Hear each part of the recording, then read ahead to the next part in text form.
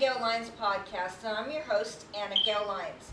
And today we will be talking about embracing your dreams, defying the naysayers, and achieving greatness. Thank you for joining me here today as we embark on a journey of empowerment and inspiration.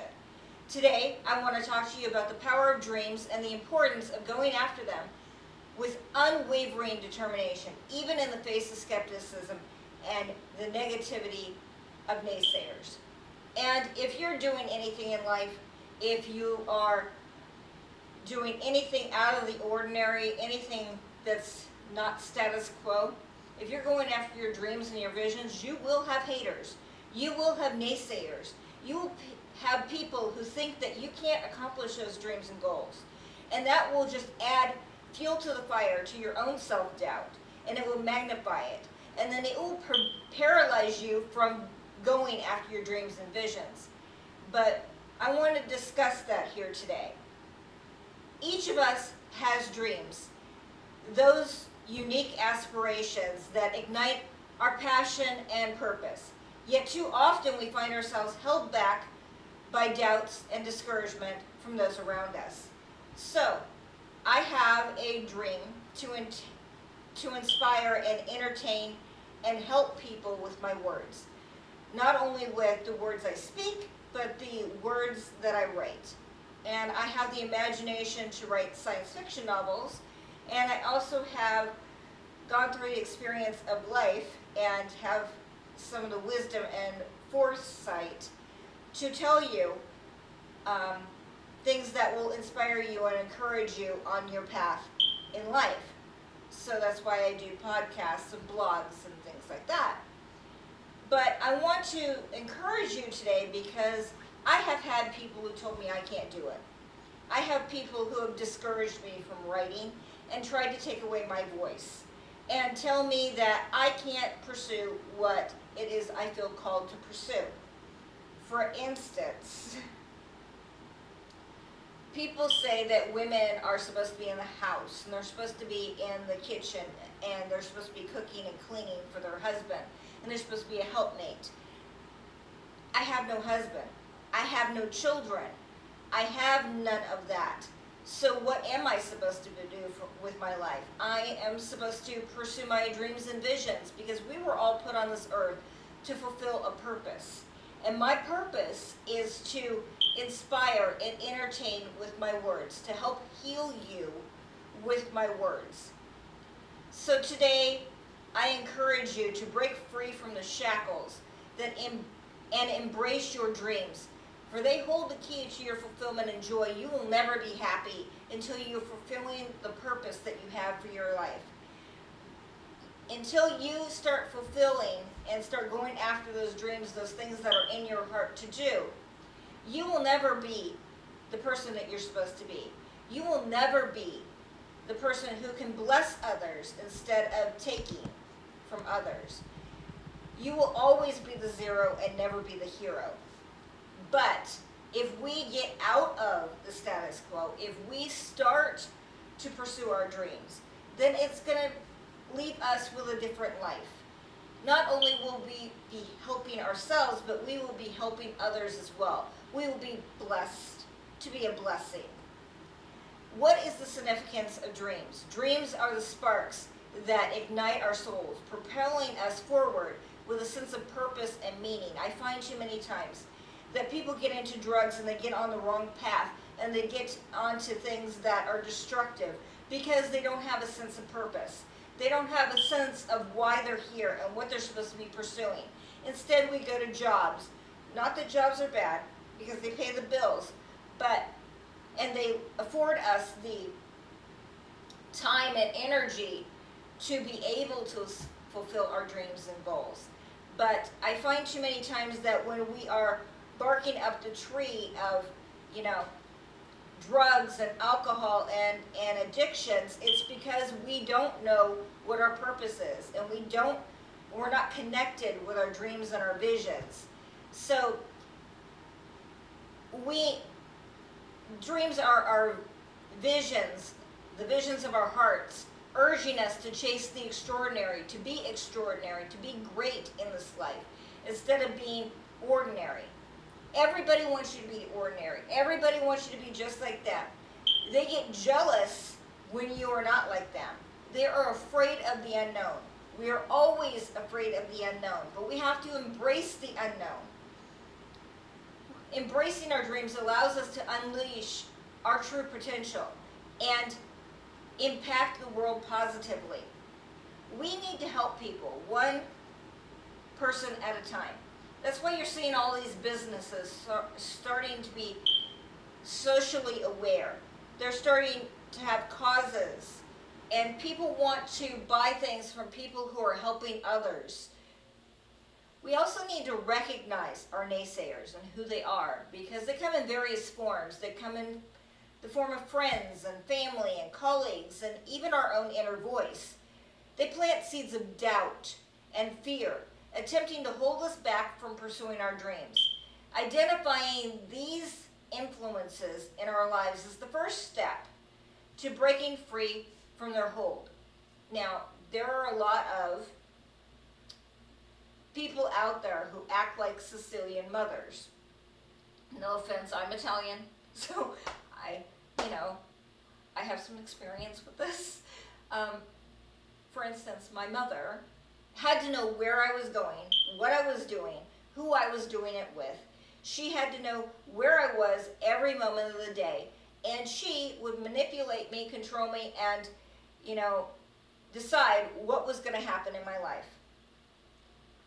Even as an adult, her guilt and her manipulation still worked on me because she was my mother. And many times people are like this. They want to keep you safe, but the problem is they're not keeping you safe. Because a 9-to-5 job, as we've seen in this culture, is not a security blanket. It is not the path of safety anymore. That's why more and more people are going to do side hustles. They have their day jobs, but they're doing side hustles. And sometimes those side hustles turn into something extraordinary. As you can see on many people who are on Shark Tank. So we need to overcome our fear of failure, because failure is a part of life. Our naysayers are trying to keep us from failing, but the problem is that failure is a part of life. Failure means that you are trying something. Failure means that you are getting out of your comfort zone and trying something new and experimenting. And if you don't get out of your comfort zone, you will not have that sense of failure. You will be safe in your cocoon and not ever become the butterfly. So one of the primary reasons that we heed the naysayers is the fear of failure. We worry about what will happen if we fall short of our dreams. But I urge you to see that failure is a stepping stone, a roadblock that can be overcome. Failure leads us to our destiny, to our purpose. Failure is what helps us to achieve. All those experiments of what doesn't work leads us to what does work. So we need to embrace failure. We need to learn from it, and we need to use it as motivation to improve ourselves and grow. And we need to build resistance. Resistance is the armor that shields us from the negativity of naysayers. It's called stick-to-itiveness.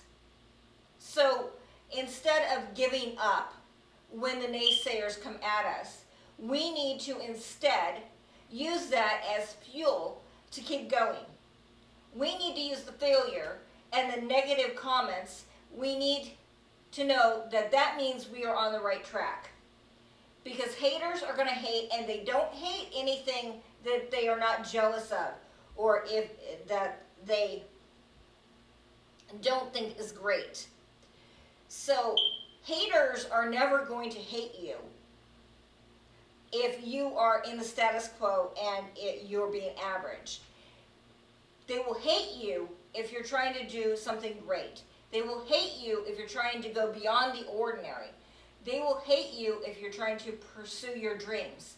And instead, we need to buckle down when we get haters. We need to buckle down and stick to our dreams and goals. And every time we fail, we need to bounce back after our setbacks, and we need to stay persistent despite the obstacles, and we need to remain steadfast to the pursuit of our dreams. We also need to believe in ourselves, which is something we talked about last week, but the most potent weapon against naysayers is self-belief. When we believe in ourselves, you are the captain of your own ship. You are the author of your story, and you don't need permission. Let me say that again. You do not need permission from anybody to pursue your goals and dreams. Those things that are inside of you, you do not need permission.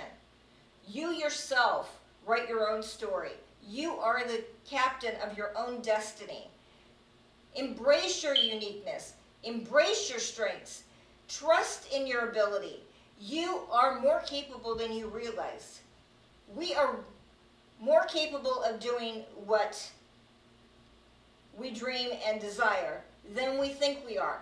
Those dreams would not have come to us, would not have found us and rooted themselves in our lives if we were not capable of pursuing them. And then we need to seek out support and inspiration. We need to surround ourselves with like-minded individuals who believe in us and our dreams, because that's crucial. That is a crucial part of the puzzle. We need to seek out mentors, friends, communities who will lift us up and inspire us. We need to have coffee with like-minded people and pick their brains. Although I don't understand how that saying came to be. Who would want to literally pick somebody's brain? Their encouragement can be the fuel that propels us forward.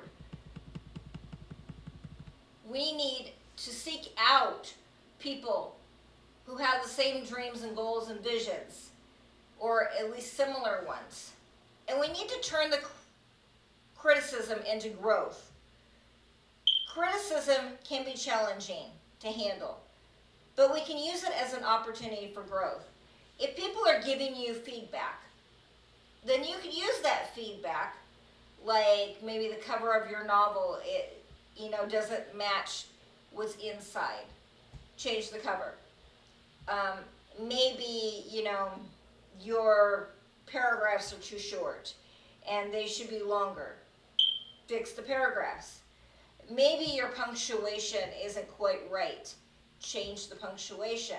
If it is feedback and it's constructive criticism, then we can fix whatever we're working on, because somebody else sees it differently than we do.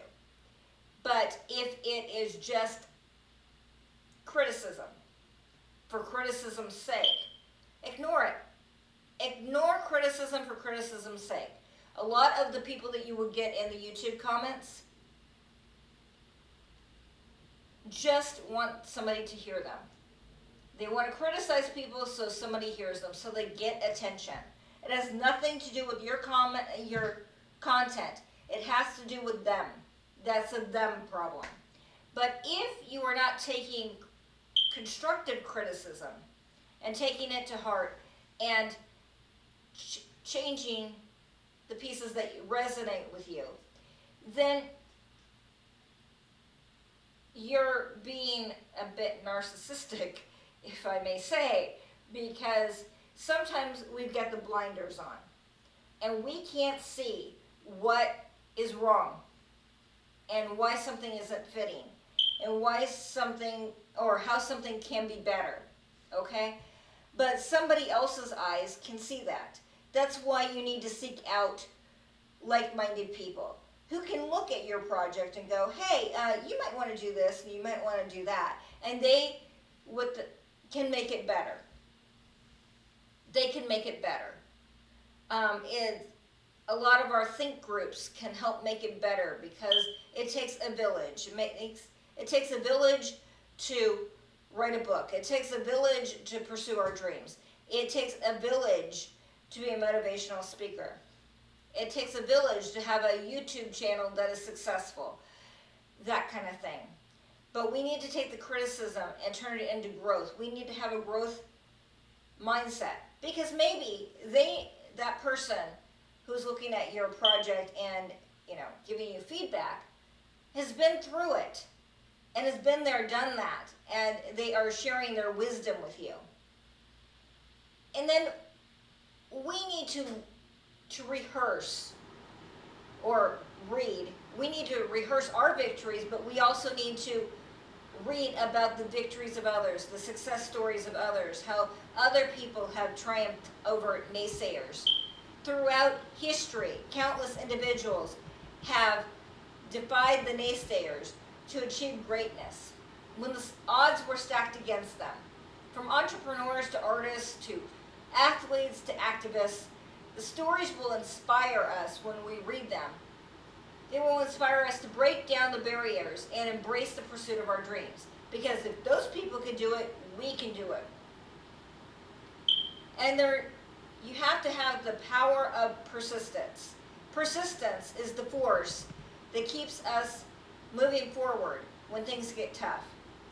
We have to be committed to our dreams and committed to getting there any way, shape, or form that is legal and